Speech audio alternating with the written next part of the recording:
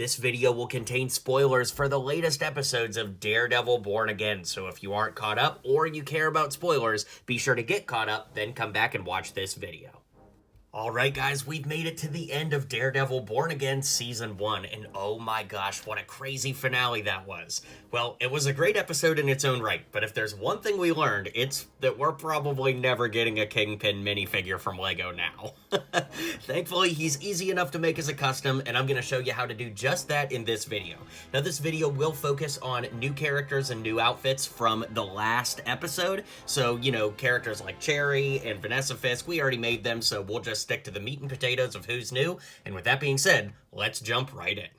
Well, as we've gotten to the final episode here, I think I've really landed on my preferred suit for Daredevil, and that's using the dual molded legs from Star-Lord with the dark red on top and black boots on bottom, with dark red arms and black hands, then the flipped around torso and head and the horn piece from the official Daredevil from the Daily Bugle, because of course the front has the DD logo on it, and he doesn't have that in the show, but the rest does look really good and strikes a nice balance between the dark red and the bright red that we see on the suit in the show. So it only took the entire season to get here, but I do like this design in the end. It's simplistic, it looks like the show, and I'm really happy with it.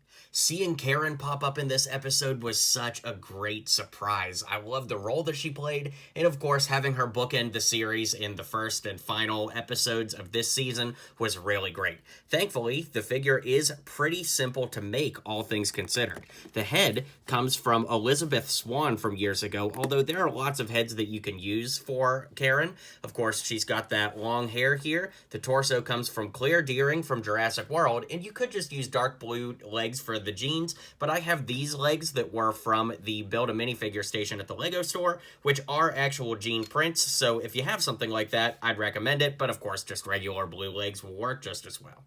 Yeah, so with Kingpin literally crushing somebody's head on screen and them showing it, knowing what LEGO says about, you know, the most popular, most recent iterations of characters determining who's going to be in LEGO sets, I think we can safely say we're not getting a Kingpin minifig anytime soon. But thankfully, he is simple enough to make. Of course, the torso and legs that I'm using here come from Mr. Knight from the LEGO Marvel CMF Series 2. Of course, you don't need to do this, but these arms with the cufflinks from the chef from the LEGO CMF series are really nice because we know how Wilson Fisk loves his cufflinks. Then, of course, tan hands to match an angry clone trooper head is the most simple way to build the Kingpin.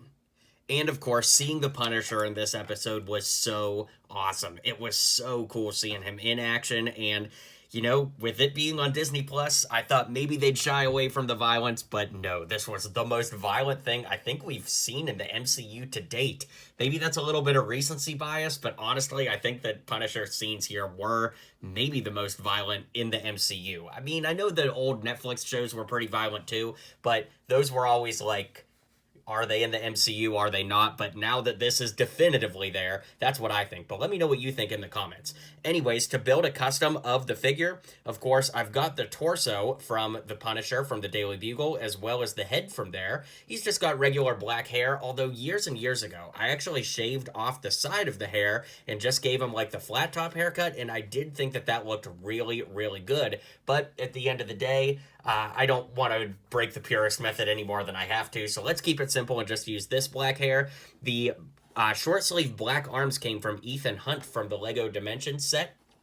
For Mission Impossible. Of course, he's got a little gun and a knife for this episode. Then I gave him black hips and the printed legs from the Night Monkey character of Spider-Man from Far From Home. You could just use regular black legs. Of course, there are other utility legs like from Hawkeye that you could use, but I just like the way that these look, bringing a little bit more gray into the complexion of the suit, if you will, and I really, really like the way that that lands. But with that being said, that's all the characters for the finale, so let's wrap everything up now.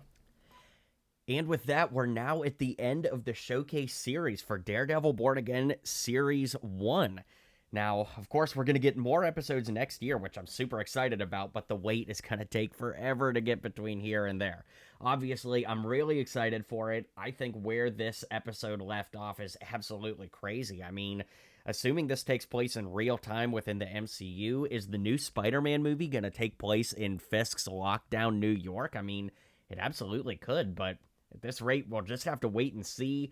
how everything's going to tie in with Doomsday and the timeline there. Oh my gosh. It's so late at night at this point, but I can't stop my mind from reeling about where everything could go. It's so exciting to think about, and the MCU is so back. So let me know what you guys thought of the season. Stay tuned. I'll be doing a video recapping all of my customs from the series in a big giant video that I'd appreciate you guys supporting, and I'll see you guys on the next video. Until next time, build on, and have a good one out there.